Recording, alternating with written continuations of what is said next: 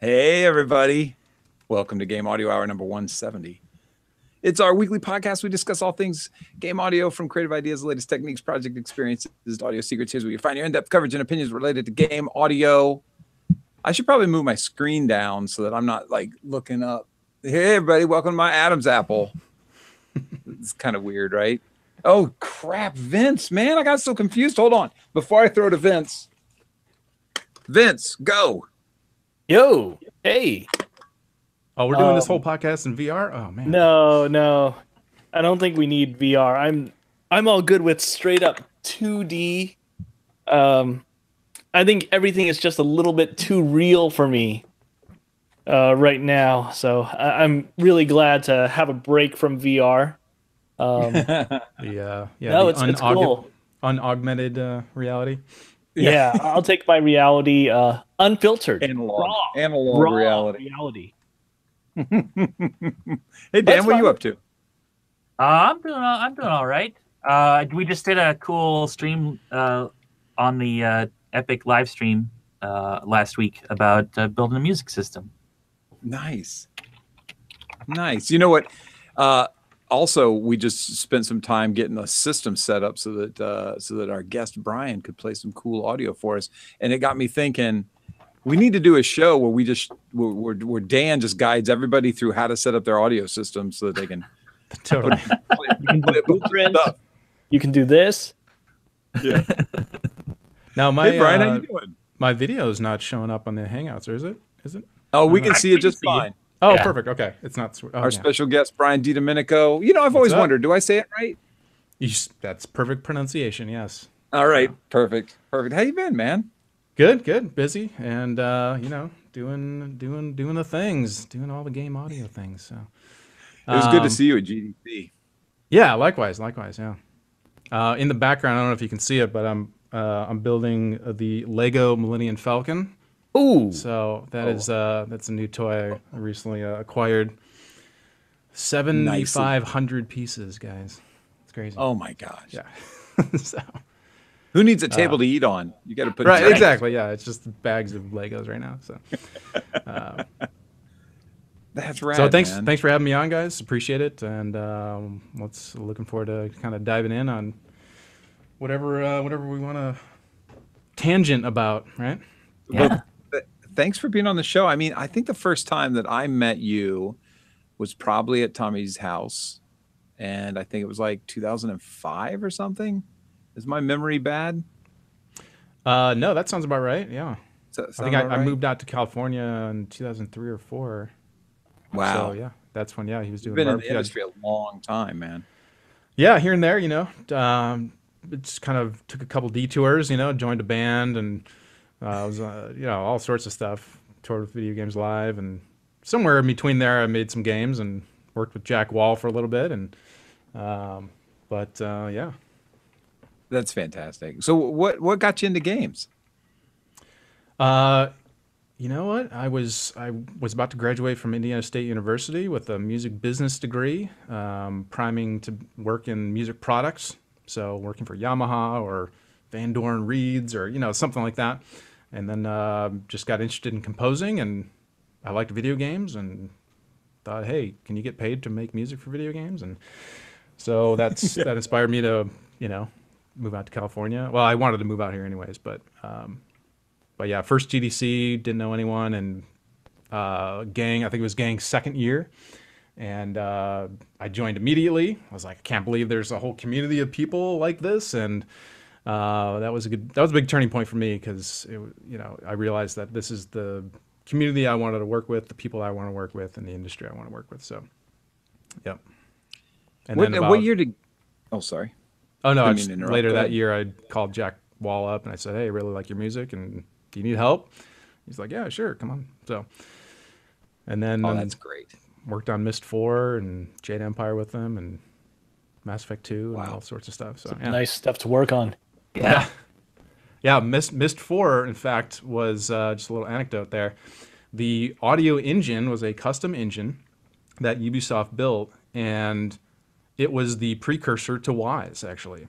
The folks that built that went off to make a company called Audio Kinetic, and Oh, wow. they essentially brought over a lot of those systems into Wise. So. Well, there's that a was- business venture for you. I'll tell you what, that paid off, huh? Right. Exactly. Right. Yeah. So. Well, what was let's see here. So when was the first time you started implementing audio into games? On Myst 4. Yeah. I worked with Jack and just implemented all the music, and that was their sort of dynamic music system where it would randomly play different music elements, so that when you're exploring the world of Myst, it's not repetitive, and it was very, very adaptive music system. And then I did music implementation on Mass Effect 2. That was kind of the big undertaking. The first time I used Wise, first time Jack and I both used Wise, and it was basically like, all right, figure it out. Here's the manual. Didn't know anything about Wise. And so, but that was, and that's all I did was just the Wise programming end of it. I didn't actually hook it into Unreal 3 at the time. No. And so the first time I started working in Unreal, actually integrating the audio from Wise into Unreal, was on Lost Planet 3. And Rick Hernandez was my lead at the time. And we rolled with some Unreal 3 and Wise, and then went on to do some other Unreal 4 games, Yaiba, Ninja Gaiden Z, and worked on the Martian VR experience. And last year, a couple years ago, was the PlayStation VR title Here They Lie, and that was all Unreal. There was no Wise, no third-party audio there. And now working on Bart's Tale. So, and we're using Wise and Unreal 4. So. Rad. Now, Yeah. when you first started doing implementation, or what is it officially called? Technical audio design now? Is that the official term? Would you say? I guess so, but I like it's, that. it's cool, yeah, because there's an art technical artist, right, or art technical person. Yeah. There's various other tech people, so I feel like audio needs some representation there. But I also saw that. Oh, sorry. Go ahead. I was just gonna say it's a gray line because I feel like there are very few audio technical implementers. It's like if you make sounds, you also have to implement them. So you're kind of sound designer / audio tech. So, but And some of those engines that you were using back in the day, I don't imagine Myst was done on a very sophisticated engine. Huh? no, well, at the time it was pretty sophisticated. It was doing a lot, things that game engines couldn't do, which was essentially play music in a random fashion, and you could adjust the frequency of when those music elements played, and it would all kind of just play out, on its own. So that was unique at the time. So. Speaking of people who dig this kind of stuff, technical audio design, I just saw on Indeed today that there's a game company specifically hiring a technical audio designer. You don't see that very Oh, often. okay. Yeah. I don't remember where they are. Stateside, I'm pretty sure. No, San Diego. They're in San Diego, whoever it is. So anybody who's looking at that kind of work, search Indeed for technical audio designer. So how much programming have you had to learn in the time that you've spent as now? I know that you do sound design and composition and all that. You're well-rounded. I don't want to focus on just this one thing. Just a couple of questions that I have about it, just to kind of inform people, is how much programming have you had to figure out, and how deep? Like, are we talking assembly language, or are we talking just scripting? Zero. That's Zero. nice, man. That's Yeah, I have successfully navigated the game industry without knowing one lick of C# or C++ or whatever, opening up Visual Studio or anything. So, yeah, it's like the Matrix code, right? It's blonde, brunette, redhead. It's just when I walk by an engineer, looking at their code, it's the Matrix code to me. Yeah, I don't. yeah. Well, it's a good point that you don't have to learn that. You definitely. To do the Yeah, job. you know what I So- mean? I would say if you're working in Unity, you do.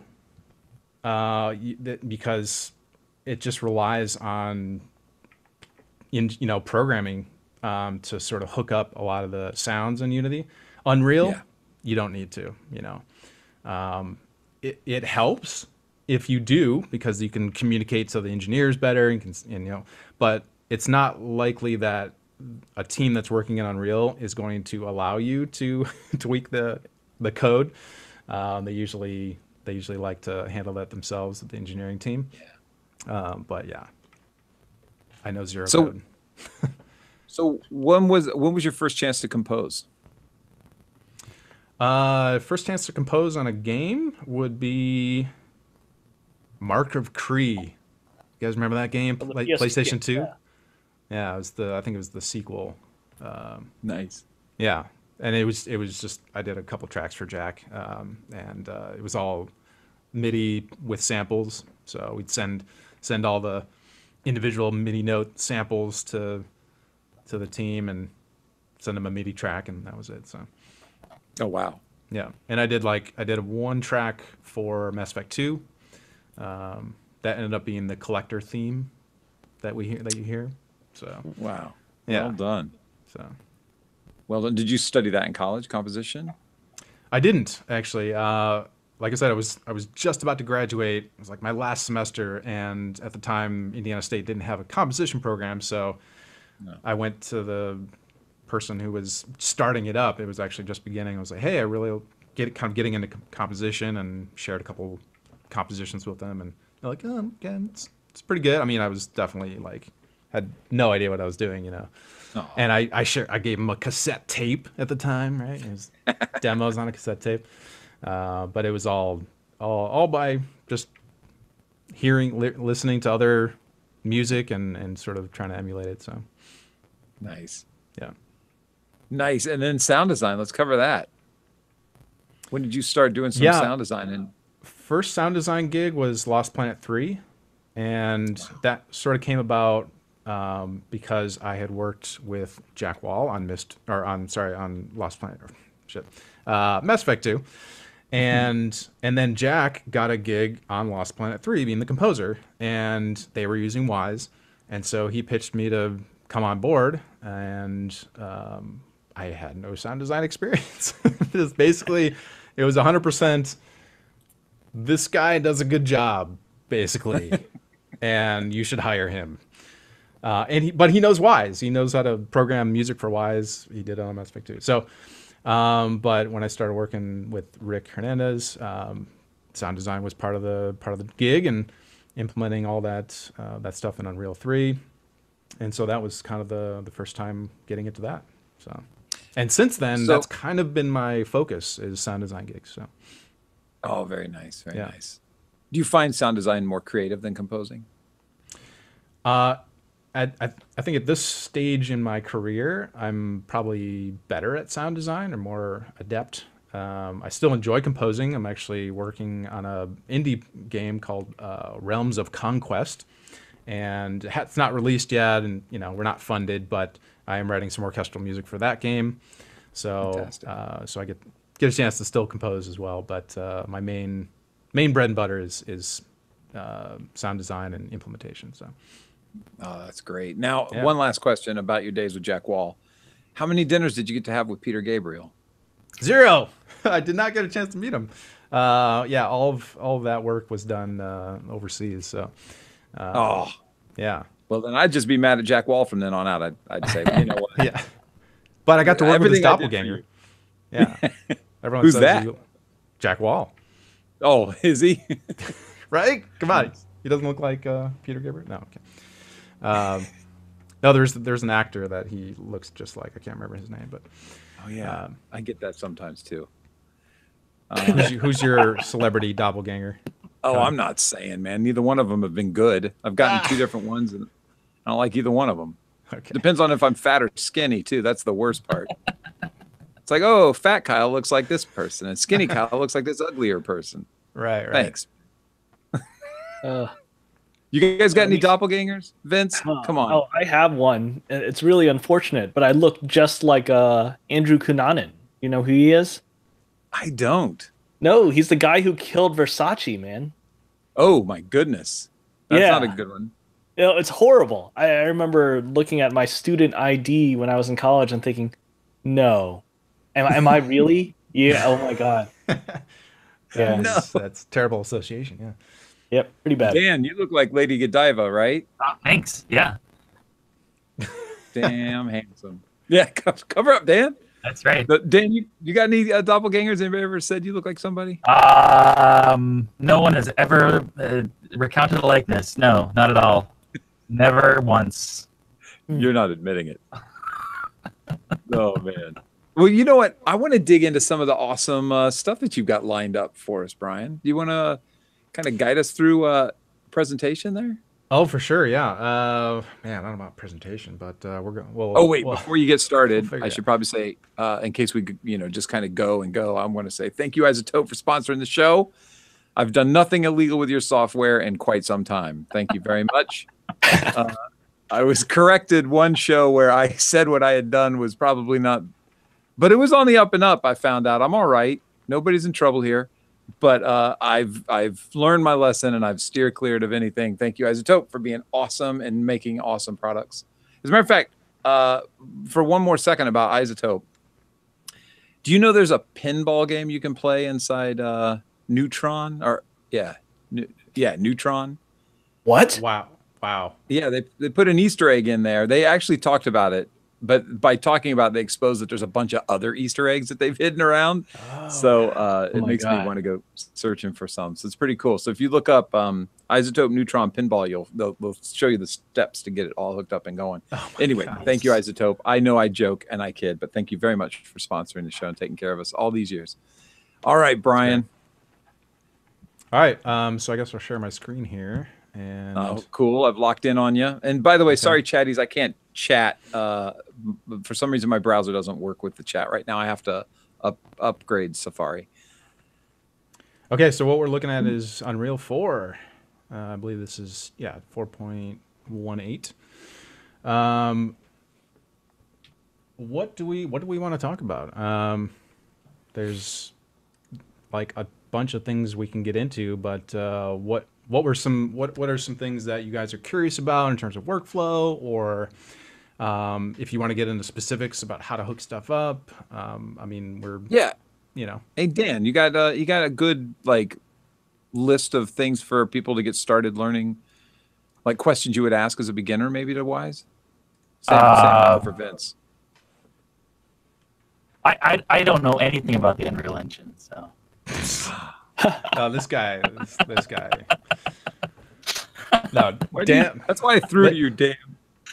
Ladies and gentlemen, Dan Reynolds is the Dan man. Unreal Reynolds. Serious. That is his middle Unreynolds. name. Yeah. Let's see. Someone in the chat is asking, is this purely a Wise thing? Or are you going to be touching on blueprints at all? Well, let's talk about both. My sort of daily workflow, the tasks that I do the most on a day-to-day basis, start with sound design, creating the assets, and I do that in Pro Tools. And then I take those assets, and usually if it's like an ambient, if I'm doing ambience for a level, I'll bounce down, a couple ambient beds, and then with that, some one shots, groups of one shots. Unfortunately, I can't show the I can't show VO. Oops, hold on. So there's some confidential stuff I can't show. Yeah. Yeah, don't show us the secret stuff. I can't show you level names. So can't show you characters or level names. But Oh yeah, maybe give us a little background on Bard's Tale and your involvement and how it got started. Sure. So Bard's Tale 4 was kickstarted a couple of years ago, and since then gone on to make a full-fledged game here, and we are hard at work, and we just announced, or not announced, but we showed Bard's Tale 4 at GDC, and we had a nice little demo there playing. So for the backers, they were able to play. They're able to play the alpha demo, and it's about a 20 or 30-minute demo. So we're hard at work. We got final dialogue coming in. We got Jed Grimes, our composer, who is writing a bunch of music for our game, and I will play some of that actually for you guys. Great. And the original creator of Bard's Tale, I went to the talk. Can't remember his name, but he gave it a good thumbs up. Brian The new Fargo, Bard's Tale 4. No, it wasn't Fargo. It was, Okay. I guess I should say the designer. But he and Fargo grew up together, which was very interesting. Oh, cool. Oh, was If it Mike Shapiro was here, he'd be yelling at me. David Rogers or Chris Keenan? No. No? Okay. Can't think of his name. Okay. Anyway, he endorsed it. He said it was very good. Awesome. Oh, the original. Okay, so maybe he's not working on Bard's Tale now, but he was the original creator, is what you're saying? Yeah. Gotcha. Yeah, designer, creator. It was like all based out of his D&D game, which is pretty amazing. It was a great talk. If you get to the GDC Vault, check it out. Cool. We'll check that out. So once we get you get your assets going on here, I'll just take a look at a prop, for example. I have Perfect. all of our props sectioned out into chests, climbing doors, market, props and mechanical stuff like elevators and levers or levers, as they say. Medieval elevators, yeah. by the way. Torches, fire pits, all that good stuff, cages. So, for example, like a torch, there's different random containers here. Each one of these contains, about a minute loop here. And this is, one of the things I don't really focus on when I'm creating sounds is the mix, because a lot of what I'm doing in Bard's Tale is modular sound design. So it's taking, elements and then randomizing them, sort of recreating them in Wise. So there are some, like, for example, this is just a one-shot fire loop, but other things, like we have a bunch of puzzles. We have this one of the puzzles that was shown in the demo is the Dwarven gear puzzle, and this contains a couple blend containers here. You have rotate green, gray, and red, and yellow. So there's different colored gears, and each of these gears, contains various rotating sounds. So they're all sort of rebuilt into Wise, so it's not just one sound playing. But anyway, so yeah, torch sounds, I basically, from here, this is your audio tab. This is where you make all your random containers. And once you do that, you make an event called, you make a play event that gets sent into your event list. And then from there, this is where the Unreal stuff sort of comes in. I'm going to do a split screen here. So you take so in Unreal, there's this thing called Wise Picker, and this comes with the plugin when you install it. And this is a one-to-one mirroring of this events tab. So you can see abilities, ambient characters, destruction, right? Cool. Everything here. So, and when you add an event into Wise and save it, it automatically appears in here. So now I have to create a U asset, an Unreal asset, in order to play this audio in Unreal. So under props, I'm going to go to torches and fire, and you can see all my events here. And this is the same, looks the same here, right? And so I'm going to take this one, for example. All these events I have to drag now into the content browser, and this is where you create your AK events. So I've already dragged them in here, and you can see that one's called an audio kinetic event, and these are what this is what communicates from Unreal to Wise. Once you do that, you have to assign an audio bank, a sound bank, to this file. Now, in the olden days, you used to have to generate sound banks within Wise. Now the plugin works great. You can actually generate the sound banks within Unreal. So it actually, you have to create an Unreal sound bank, an Unreal audio kinetic sound bank. And you can see the different ones I have here are, all the different props and puzzles and dialogue and music and environments. So you assign a sound bank to that file, to that where's that? AK event. And then you have to generate the sound bank in order to hear it. So you go to build, generate sound banks. You pick the sound bank and the platform. You generate the sound bank. And now you can hear it in the game. So there's fire. Can you guys hear that? Yep. Yeah. Yeah, cool. So there's fire. So now, now I have an AK event. This is what you place into the world. So I can drag it right in here, and then I can hit play.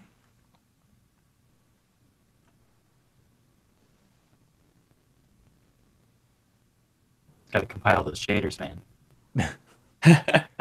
I know it's such a big level, right? And you can kind of see the attenuation. I'll show you there in a second. You can see the ring of attenuation there. Also, in the new version of Wise coming, that you will be able to see the minimum and maximum attenuation lines, which is really cool. Nice. Right now, you can just see the maximum, but you'll be able to see. Why is this not going? Come on. That Unreal Engine, man. It's pretty awesome. So now you hear it. Oh yeah. So that's a very basic, you know, That's day-to-day thing, and you know you can, you know, place this. Of course, there would be a animation of a torch there on the wall. Exactly. Well, there's actually a torch in here. Nice. So that's just placing something in the world, like if maybe you had a fire pit there, or there was a waterfall or a river, or you know something that was making sound. Most of the time, you're actually placing the sound on the actual prop itself. So this, for example, is a torch, and there's a blueprint associated with it. So instead of placing the sound on every single torch in the game, you place it on one blueprint, and it gets propagated throughout the entire game. If you guys are curious, I can show you, dive into that specific. Let's do it. Okay, cool. Let's do it. So let's open up the blueprint, and I will show you. Fire print, in this case. Torch print. Yes. Okay, so this is the blueprint of a torch. You can see this is what the torch looks like, right? And you can see this audio kinetic, this AK event is sort of hovering over it, right? Nice. There's no logic to this prop. It's basically a blueprint of a static mesh, essentially. So with a particle. But the way that we trigger sound is off of event begin play. You're going to, you have to basically specify the sound. So you do a post AK event. And Unreal is great because it's all visual scripting. So these lines are great. You have this little search engine, and you can type in post AK, post trigger, post event. And then you specify the sound in here. But I'm getting ahead of myself. What you do is you drag the AK event into the actual prop itself. And I've already done that, but this creates an audio component, and then at that point you can assign that audio component to an AK event. So this is sort of like your trigger, right? Yeah. And you just drag it in, creates one of those, hook it to the target. The target is this sound. The target is basically it's emitting from this AK event, and I can move it around, right? Sure. And the cool thing, but then once you move it around, the blueprint's going to have that in that position from then on out. Exactly. So yeah. So be careful not to nudge it, I guess. Right. So if I move it around, you can actually see it move in the world. See right here? Yeah, cool. Yeah, so let's get rid of that. But yeah, and then you just play the sound, and that's essentially how you hook up a sound to a prop. So, but there's also other things you hook up sound to, or animations, using anim notifies. There are vignettes that use the Unreal sequencer that you can play sounds in, sort of like a movie player. And then a slew of other, custom things that each game is going to be independent for each game. Like, I don't know, we have abilities, we have attack abilities, right? So when you are playing in the game, let's see if I can show you really quick. I won't be able to show you an ability, but actually I can't show you that either. Crap. Okay. Sorry. That was one thing you're like, let's not get into can't show yous. I can't show you the characters. But we have a whole ability system that we hook up sound to, and it's custom. So, going over that would be kind of pointless because you guys can't actually do that in the Unreal vanilla version. So,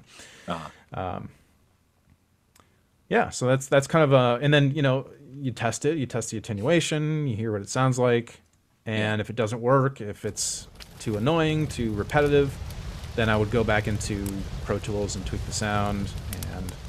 And see, there's a waterfall over here. Yeah.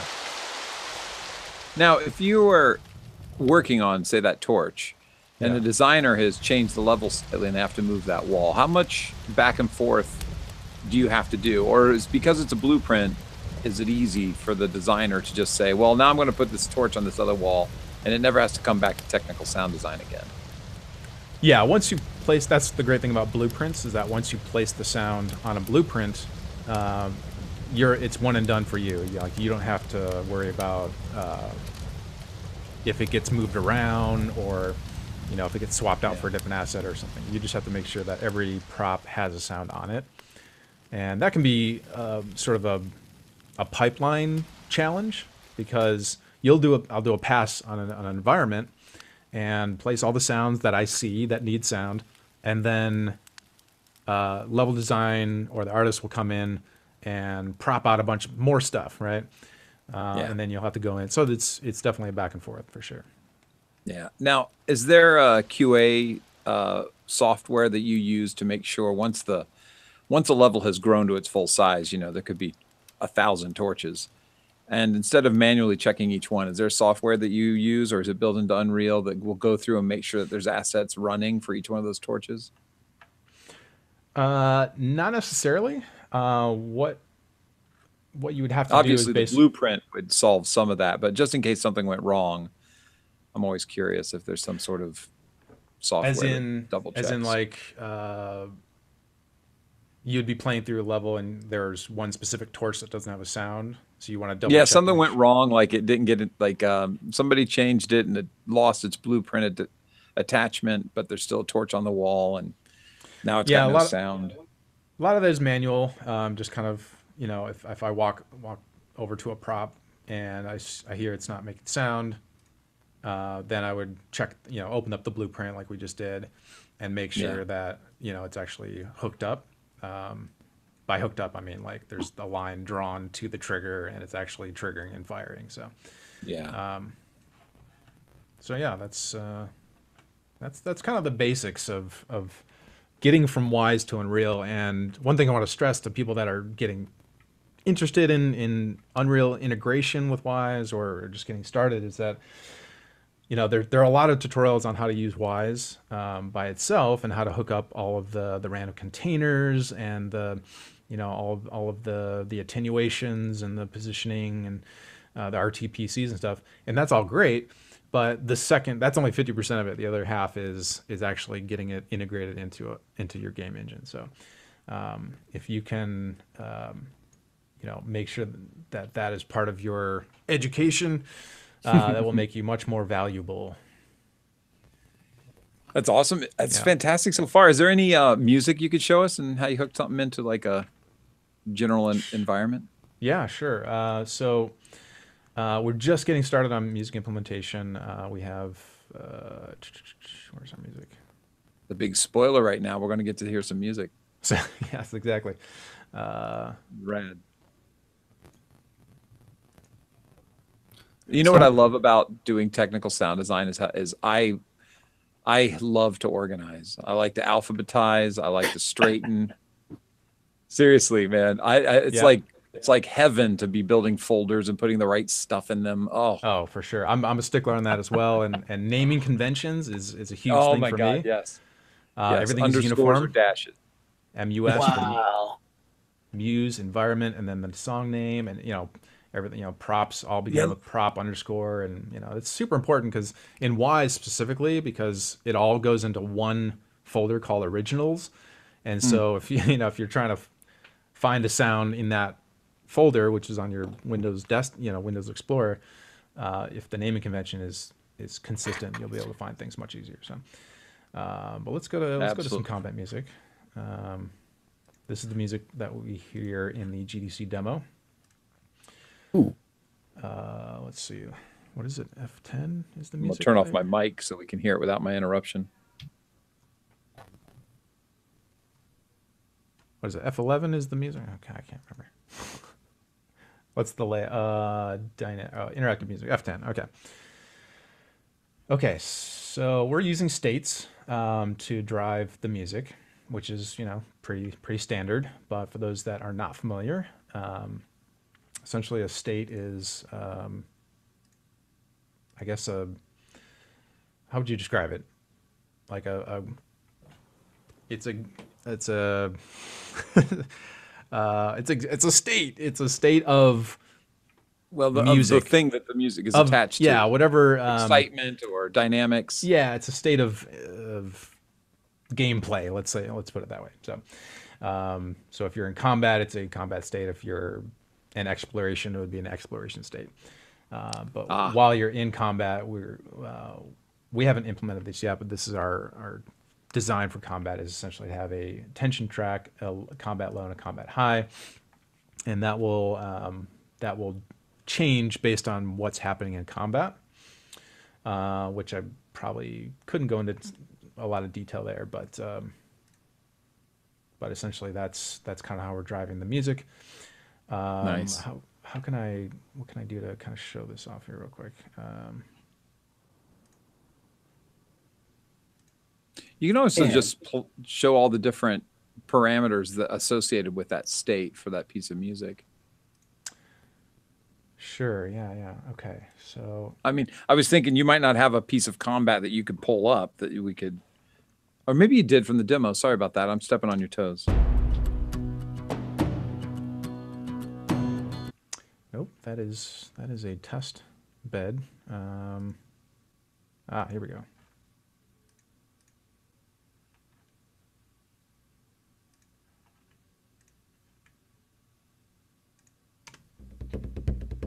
Nope. should have played all this before we got going here. I'm still thinking about how to describe what a state is to someone. I know, right? It's never heard of. Oh, this is the state of the game. State machines, finite state machines, and the related word to state that most people would be familiar with is status. Status. There we go. Right. That's a good one. Yeah. But I think that states have a more loaded meaning in Wise, right? Because states are also one way to manage your mix hierarchy.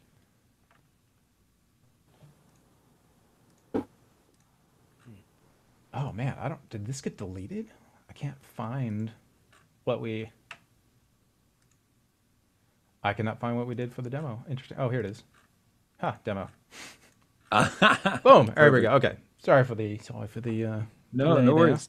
Okay, so this the first bit of hierarchy is called the switch container, and this contains all of the audio, all the music tracks that you want to switch to based on the state. So the different states we have here are combat 1, 2, and 3, and we have an explore track. This is specific to the demo, like you enter a trap and it switches to a different music state there. There's an outro song, so on and so forth. And then you associate the switch, the state. So the state is demo combat low. I want to play Creepy Maiden low. So if I go to here, it's going to play that track. And so this is sort of the Wise setup portion. And then to get this to play in Unreal, there's a whole other section to that, which I'll show you. Does this all make sense? Is this clear enough? It does, yeah. I guess. Yeah. How's the chat room looking? Everybody okay out in the chat room? Does this make sense to you guys in the chat? We have another attempt at defining state. Yeah. And Game defined parameter. yep. And then we also have a pro tip about your occlusion refresh interval. Setting it at 0 means it won't tick. Yes, that's a good. Why did you guys see an occlusion refresh rate of 0 somewhere? No, Okay. I think it was 0.2 or something like that. Yes, that. Yeah, if you want a sound to occlude, you mark it as. I'll show you. Can you guys define occlusion for people who are watching and don't know? Sure. Occlusion is essentially when an object, some sort of barrier, comes between you listening to a sound and the source of a sound. Right. So imagine closing your door because outside is really loud. Right? Now that sound outside is occluded. Nice. Well done. And the next level of that is obstruction, and obstruction is when instead of you being on the other side of the wall, like here, you would be obstructed by, let's say, a pillar, right? So it will not occlude the sound the same way. So it might muffle the sound a little bit, but not as much as if you were on the other side of a wall, right? So Gotcha. there's two parameters that you adjust in Wise. Very cool. But yeah, so if you want it to occlude, you mark it at 0.2 here. Down here it says occlusion refresh rate interval. If you don't want it to occlude, like if it's an ambient room ambience or something, then you just mark it at 0. So, okay, so back to Wise. Here are the states. These are basically the ways that we're going to trigger the music in Unreal. So let me go to the level blueprint. You open up the level blueprint, and let's just do a quick test here. So the first thing you want to do, I'm just gonna come off of event begin play. You need to set the state, and I'm gonna show you what that entails. So here are the game syncs. Under game syncs tab, there are the states. So music states. Ambient demo is the state group, and these little half moons are the what do they call them? States. So you need to specify both of these in Unreal, and it has to be, like verbatim, word for word here. So if you misspell, it's not going to work. So I would basically copy this ambient underscore demo, put that into state group, and then I want to play demo underscore combat 1 underscore low, put that into state. Okay, so that's step 1. Now I've established the state group and the state. The second thing is I want to actually fire the music, trigger the music. So post event, and now we find where that event is. Under music. Where are we at? Where's music? Oh. Not under sound effects.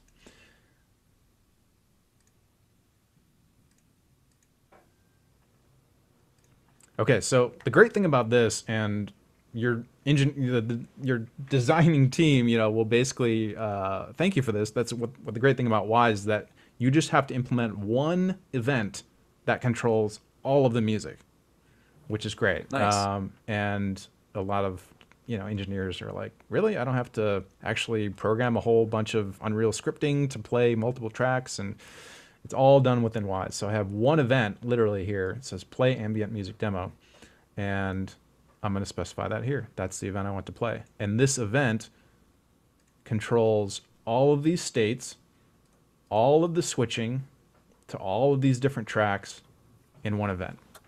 Oh, that's great. And then you want to specify the actor. So in this case, we're just going to play it on get player party pawn, and that's just going to play on the player listener. The avatar. Yes. And then you compile, and let's play it and see if this actually works.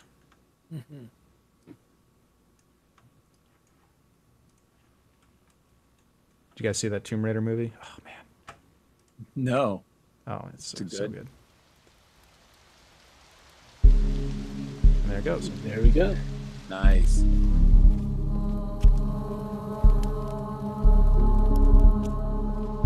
That's great. And if I want to switch it, you know, you can do a test here and just say, let's see, key.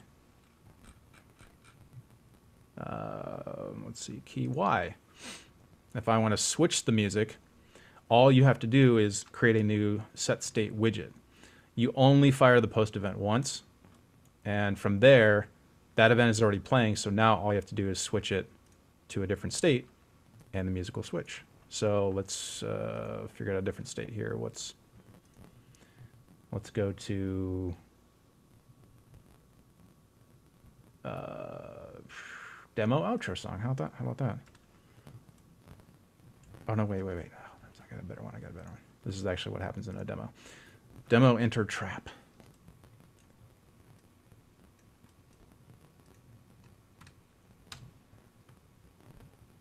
Compile. So when I hit the Y key, it's going to switch states. Actually, I should probably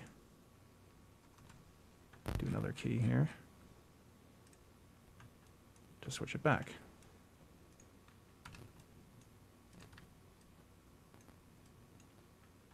Does that all make sense to everyone in the chat? You guys follow me? Yeah. Cool. Absolutely. Seems like it. Yeah.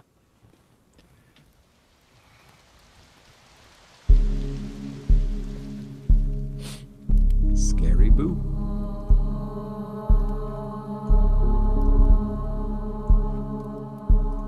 Okay, and then what's great is you can watch it live, basically in real time.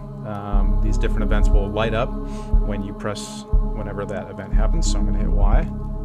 See the little, nice.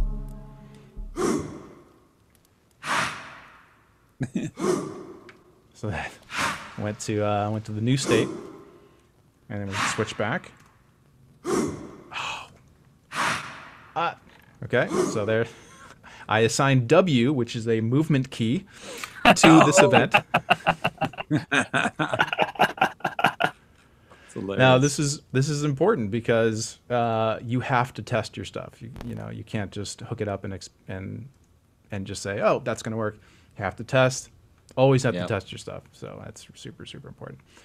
Of course, U is probably going to be some other key, I'm sure. So.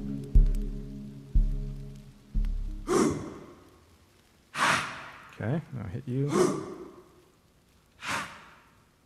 And we're back to that. Can you show where you set the transition timing? In Wise? Yeah. Okay. I think it'd be useful. Yeah. And this is a big part of music implementation, is just setting up these transitions. Making these sound good will make your music implementation just to go to the next level. If these transitions are wonky and sound janky, it doesn't matter how great the music is, people are gonna, your ear perks up and says that doesn't sound right, but essentially you want to have a transition between any state that you are going to and from. There are some default ones that sort of a catch-all if you miss one. So if you go to any to none to no music, then this will be the transition. If you go none to something else, any to any, if there's not one specified, it will play this default one. So Creepy Maiden, I wish you could like expand this little window here. It's kind of annoying.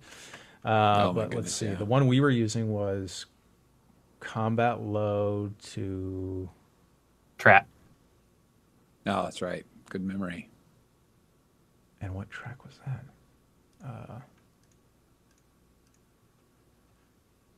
Trap was Smirrock Drumroll End. By the way, all these track names are Gaelic, so I will not be pronouncing these names on the Smirrock Clan Domnall, yeah, something like that. No one on our team. No one on our team can pronounce any of these, including Jed Grimes himself, the composer. So, so basically, it's great. It's all original, Celtic, Irish or Scottish Gaelic? Scottish Gaelic, yeah. Goodness. And it's Awesome. all, yeah, it's pretty incredible stuff. Where is this? I cannot find this transition. Oh, it's probably any then. Oh, possibly, yeah. So we'll just pick one here. So combat low to creepy maiden high. Yeah. So first you want to do, there's two transitions. There's when you come from the track that's playing into the next one, that's your exits, your sort of, I guess, exit source here. The source and then the destination where it's going to. So I'm fading out. You're basically fading out this track and fading into the new track, essentially what this graph looks like. And then the fade in on the track that's coming in it's going to be fading in. So you can see the crossfade right there. That's how they're going to be crossfading. I love this curve. This is what I use in pretty much everything. I don't really use logarithmic curves too much. It just sounds better with the S curve. And depending on your music, if it's like beat driven, you might want to not even have a transition. But if you have, like horns or strings or something like that, not having a transition like this will make it sound really harsh. So you want to have some sort of crossfade. And then you can preview it. So combat low. Come on. There we go. And into trap music.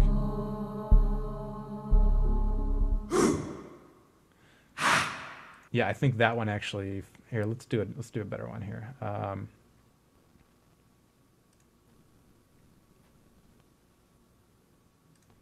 Explore. Let's try that.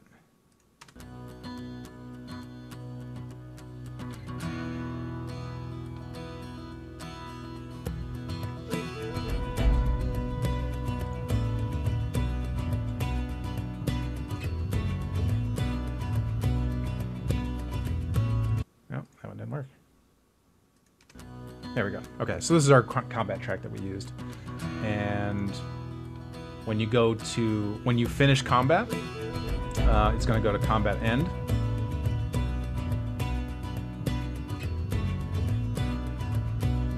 At some point.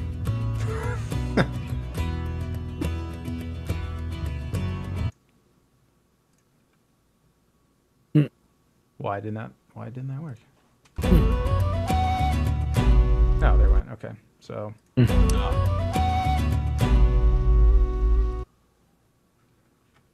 So essentially, I'm going from combat. I'm going to from any. Oh shit! This is what I did not prepare, ladies and gentlemen. So this is definitely off the cuff here. Oh, here we go. So combat to combat end. So it's transitioning on the next bar, and there's a fade out of the main combat track here, and it's playing the entry cue of the exit sort of end cue, right? Which is just a 4-bar, track.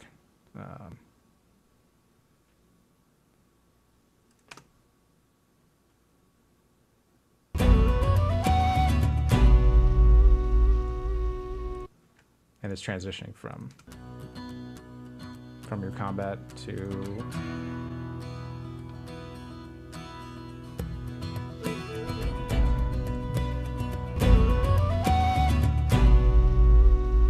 like that. It's Nice. on the next bar, and it's a little louder because this whole splash screen pops up, victory, and then chung chung chung chung, all the enemies you've killed, and whooshing, all that you've leveled up, and so the outro is a little louder there. But that's essentially what you set up in Wise, and then those transitions, when you switch to those different states, they trigger these transitions. So that was a very long answer to your question, Kyle. I apologize. It's super Slowing important. it down here. The hell of that. People need to see it. Yeah.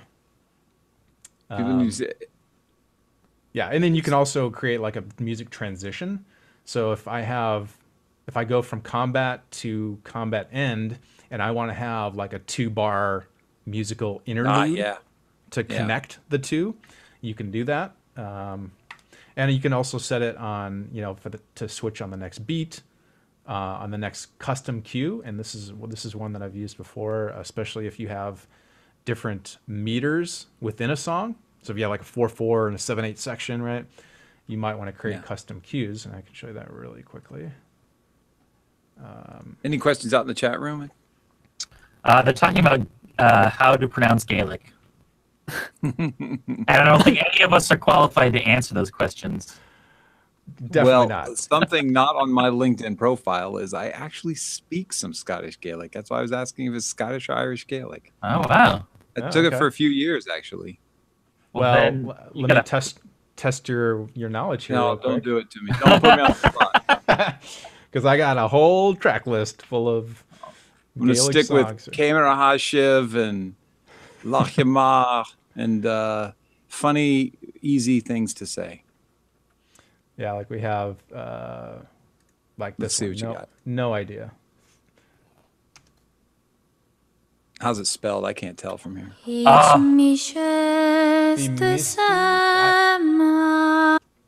idea. Did she just pronounce it? I think she just said Ishmisha, which is her name is. Ishmisha.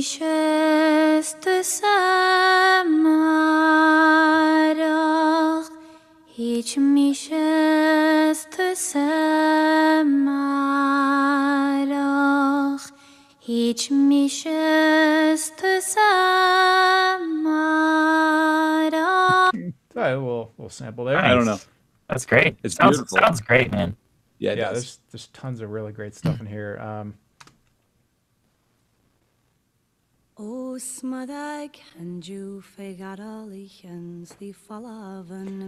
the way that we're using some of the who is doing the singing? Who's the singer? Yeah. That is a good question. I believe her name is Fiona. And there's a Fiona and Kathleen. I don't know their last names. But the way that we're using some of these songs is in a very diegetic way.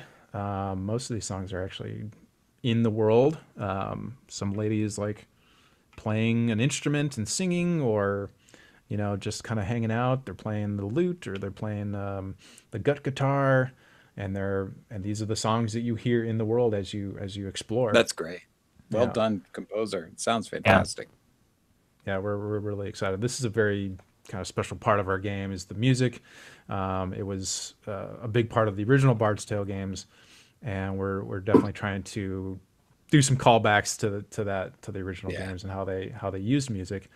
The old themes are coming back as well. So we have all of it. If you've anyone in the chat room or anyone on the panel here played the original Bard's Tale games? Oh, on NES a long time ago. Okay. Played Bard's Tale on computer. What, 386? Nice.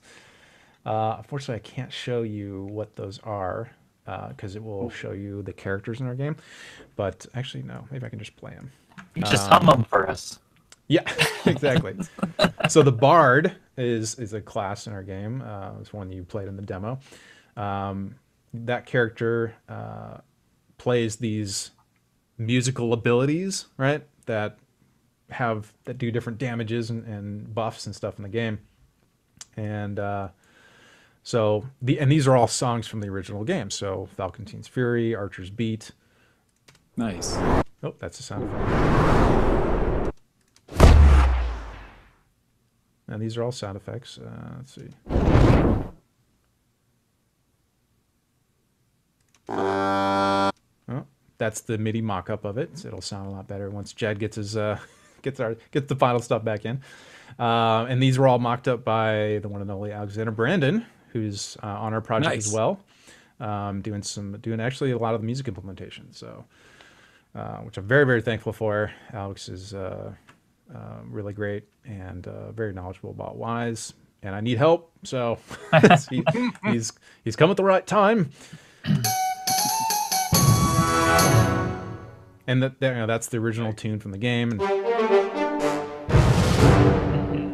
And these will all be sort of Galicified, right? So using all the instrumentation from the game. So that's great. Well, we better wrap up. Believe it or not. An hour has Pretty passed. great. Flies by, doesn't it? Yep. It does. So I have Brian, one last thank- question for you, yeah. Brian. Actually, I'm just going to Yeah. jump in there. So you're in both Wise and the Unreal Engine. How would you weigh like how much of your time designing is spent in one or the other?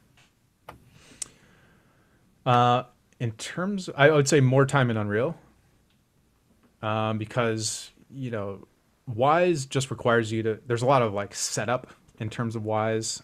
It's a lot of tedious setup as well because you're setting up you're dragging in your sound effects into Wise, you're assigning them to random containers, or you're creating the music events that are going to switch back and forth. And then once you create your event, you're pretty much done with Wise, and then the rest of the time is Unreal. And that's kind of where the bulk of the work comes in because you're hooking it up to the whatever event that's playing, whatever ambience that you want it to play, world you want to play in, the prop, the animation, the sequence. And then there's a lot of iteration involved with that. So, but yeah, the workflow, Pro Tools, Wise, Unreal, and back and forth. And it just kind of, I think it's really important for sound designers who are working in Wise to also be the person who's implementing. Super important. I'm not a fan of the handoff pipeline where you receive sound effects from somebody and then you pass it on to someone else to implement. And I know I'm sort of, sort of bashing the technical audio designer position, which is essentially what that is. That is the person who receives the sound effects from the sound designer and then implements them. However, the pitfall with that is that there's a loss in translation there, like the intent when whoever's creating the sound has an intent on how that sound should be played in the game, and they have to communicate that intent to the technical sound designer. And that can sometimes not translate, or maybe the communication breaks down, or there's no communication. It's just hear the sounds, implement them, and then the creator plays them and they're like, oh, that's not how I was imagining it, or So I prefer to not only be the sound designer, but also the person implementing as well. So Very cool. I agree 100%, man. Yeah, I do too. yeah. As we were talking about this technical sound design position open earlier today. Yeah. But yeah, that's a very important distinction is not doing that handoff, or at least doing it amongst a team. Like I've worked with where you're a team of 3 or 4 sound designers, but one of them is the implementer, and you've all been working together the whole time. It's a lot easier. For sure. Absolutely. And I think that goes for music as well with composers. Again, if you're a composer and you want to get into I would say have some knowledge of how Wise works, because that will help you when you render out your assets. You don't really have to worry about it when you're composing because everyone knows how to make a loop and all that and something that's not repetitive. But it's how do you render out those assets to give to the person that's implementing.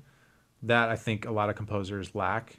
And I always have to teach, we sort of had to go through that process with Jed. Like, okay, so here's what we need from you in terms of stems. I need all the tracks the same length and, don't make hard loops. So give me the tails on both ends because I can set those loop points in Wise.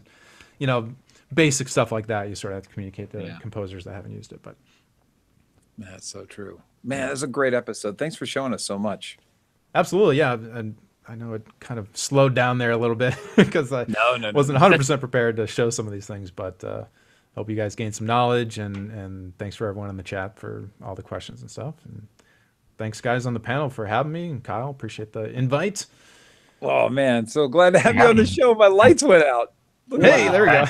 There we go. I'm back. He's got smart lights, ladies and gentlemen. He's got smart lights. Oh, my gosh. Brian, thanks for being on the show. Cool. Dan, Vince, good to see you as usual. Yeah. We'll see you guys next week when we'll come up with something awesome for you to watch again. I don't know if we can top this Wise thing because people have been asking for it. Wise and Unreal for a long time. We could totally do it, though. We just give something away, maybe. Oh, that's it. Okay, that's it. We have to. We're overdue for giving. We have to top. We have to try. We can aspire. We will aspire to. The never-ending ascension. We will definitely be giving something away next week. We are overdue on that. My apologies for that. But anyway, Brian, thanks for being on the show. Appreciate it. Yeah, I'll see you guys later. Yep. Thanks, guys.